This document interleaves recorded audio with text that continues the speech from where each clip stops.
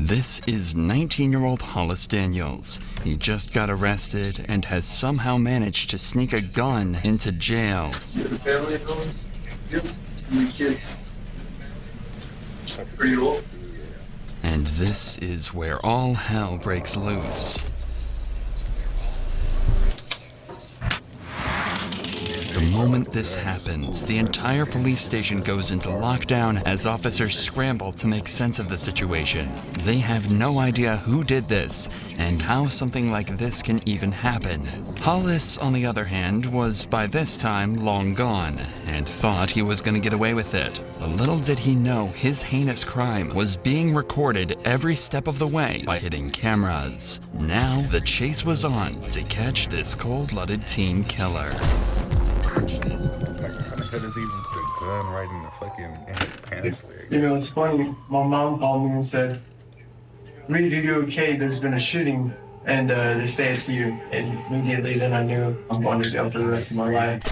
At around 1 a.m. on the 8th of October, Hollis Daniels got into an argument with his friends. Allegedly, Hollis had stolen his friend Leo's gun and at one point even threatened him with it. As Hollis left the house that evening, Leo called the police telling them exactly what happened, and Hollis was pulled over at around 1:30 a.m. Had the traffic stop you're about to see ended even slightly differently, Officer Floyd East Jr. might still be alive to this day. Hey, what's going on, man? I'm off to the police department. Where were you coming from? We got a call about 2007. Yeah, I got your friend's house. What's your friend's name? I'm going to jail! Okay, why is they calling us telling us you're messing with him? I have no idea, sir. I guess he didn't. I don't know. I'm not sure, sir. Okay. You have any guns or any weapons in this area? Any drugs or anything like that? Step out here and talk to me, man, okay? Yeah, it is necessary, okay? Just come stand over here for me, okay? After stepping out, Hollis tells the officers that he did get into an argument with his friends, even getting thrown onto the floor at one point. However, he's adamant that he didn't steal anything from them, especially not a gun. The cops, though, aren't so sure, and want to search his vehicle to prove him wrong. You don't have a gun inside the vehicle. You have a gun on your person? No, I pat him down. Yeah, I pat him down. Care if we search your vehicle? Types of crazy shit. Maturing. You don't want us to search your vehicle? Yeah, but not because I don't have a gun. I just it's a threat. It's not necessary. I'm on the way home. No, it is necessary because right now you're involved in an investigation. That's why I'm asking if you have a gun. FBI, open up! Then hang on to him. I'm gonna go there and see what's going on that side, and I'll be back over here. So, might as well just put him in the back of the vehicle. Okay. All right. Okay. As Hollis didn't give consent to search, the officers never ended up looking inside his vehicle. It could have been argued they had probable cause, but in this situation, the officers must have thought it was a gray area and let it slide. Sources say that it's very likely Hollis did indeed have the gun with him in the car, and that a search would have likely recovered the weapon and saved Officer Floyd's life. But instead, Hollis was given a friendly send-off and allowed to return back home. Damn, he said I tried to kill him? Or he said that I said that? Yeah, that's what he told the other officer. You can carry on with your night, man. Get home safe, buddy. Get some new friends. The very next evening, a call came in from a student saying that they'd heard a gunshot and saw another student holding a gun. The cops, of course, took this extremely seriously, as they were worried that he might harm himself or others on the campus. So at 5:59 p.m., Officer Floyd East Jr. conducted a welfare check with his partner. Texas Police Department, we're keying in. Inside, Hollis was nowhere to be seen, but the officers did manage to wake up his roommate, whom they were able to question about Hollis's whereabouts. Hey, what's up, man? What's your name? Andy. Andy? Is that who we're looking for? No, we're looking for Hollis. I just woke up. I'm sorry. That's okay. What do you know about your partner that lives in this room down here? Hollis Daniels? Hollis? I don't know a whole lot about him. Really. I don't know, I haven't really hung out with these guys a whole lot. Okay. Despite the lack of information, though, it wouldn't take long for the cops to find something extremely unnerving that confirms their suspicions. There's a gun right here. Revolver. Shit, too. Unfortunately for the cops, this isn't the weapon that they're looking for. It's actually just a CO2 gun, and the cops eventually end up coming dry on any real firearms or evidence that one has been discharged here. However, they don't stop on their search, and they instead happen on something that worries them even more. Probably is some drugs or paraphernalia in there, but we can't tell from plain view, so we'll just go ahead and seize all that. And I don't know what those pills are, but there's another in there. And when I was looking inside this box, it looks like there's a little bag with some marijuana maybe.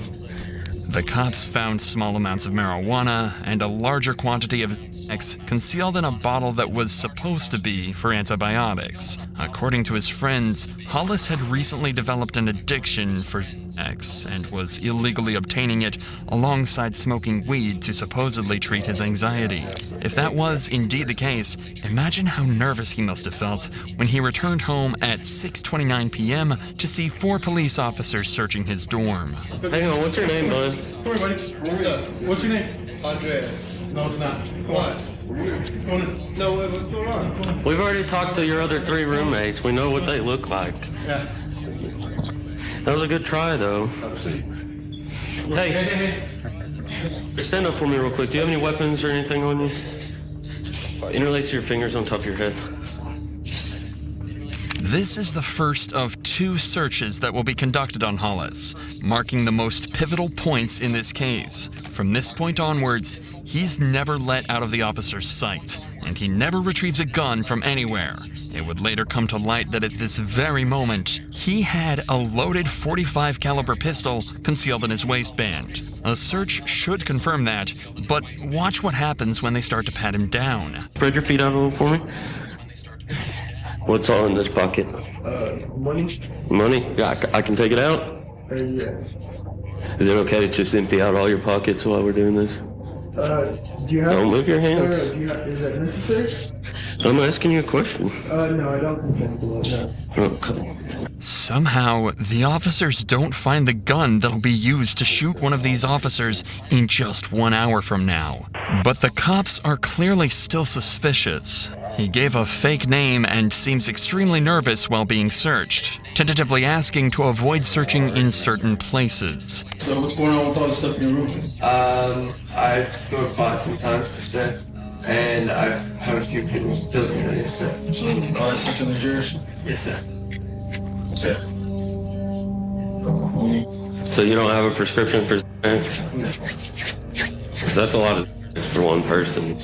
While he's not in cuffs, Hollis seems remarkably calm. So while he's relaxed, they ask him a couple questions about the weapons before they throw him in cuffs. I have I do have a pellet gun, but it's not loaded. Yeah, we saw that too. CO2. Okay. Well, What do you use the CO2 gun for? Honestly, I haven't even loaded it out here. Back home, we used to just shoot squirrels and stuff. I thought it'd be kind of fun, but then I realized I got here, there's not many squirrels here, you know what I'm saying? Then we also got a report of the gunshot. There was no gunshot. In here? That's what we're told. By who? Somebody that heard it. So yeah. Oh, no, yeah, I wasn't even here last night. I was over at my buddy, 28th Street. What time did the shot go off? Because if you look up the police reports from Officer, what's his name? It was Duckworth, Officer Duckworth. We went through this whole thing. Did he write you a ticket or anything? He didn't write me a ticket. He let me go because the whole situation was they thought that I stole their gun, and so then they went and searched my car. You can look and you can look at his what time he pulled me over, and I bet that whatever time the gunshot was reported won't actually, because that wasn't. When the cops checked the reports, it turned out he was telling the truth, and the body cam from last night's traffic stop backs this story up. At this point, the cops could start to connect the dots. A kid accused of stealing a gun is now being accused of shooting it at university. It could definitely be assumed that something's gone overlooked. Either way, Hollis has been found in possession of multiple illegal drugs, so the cops finally decide to arrest him. What's the bond and stuff in there? I don't know. We'll have to. It all depends on the weight and how much of the pills there are to kind of determine the. The cops then start a second pat-down, one that Hollis remembers vividly. He says he felt the officer check just millimeters away from the weapon, but somehow never finding it.